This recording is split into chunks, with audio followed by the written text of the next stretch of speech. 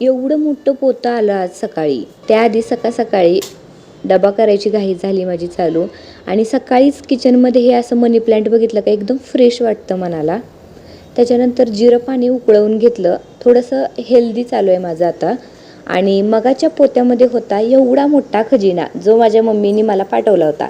त्याच्यामध्ये पाव, लिंबू, थालीपीठाचं तयार केलेलं पीठ, त्याच्यानंतर गोड अशा शेंगदाण्याच्या पोळ्या, भडंग, वांगी, आणि सर्वात महत्त्वाचं म्हणजे ह्या राख्या की ज्या द्यायच्या होत्या.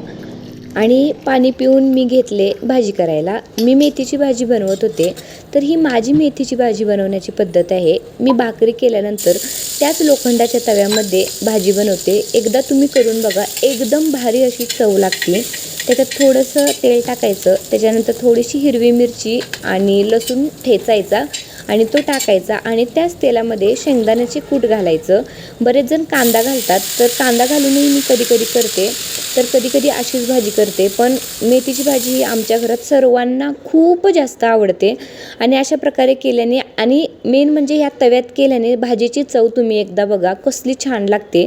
आणि व्यवस्थित सगळ्या बाजूनी भाजी मिक्स करायची आणि मीठ टाकून मी भाजी शिजवून घेते. आणि तयार आहे ही अशी भाजी जी मी बनवते. तुम्ही कशा प्रकारे बनवता मला नक्की कमेंटमध्ये सांगा. लाईक, शेअर, सबस्क्राईब नक्की करा.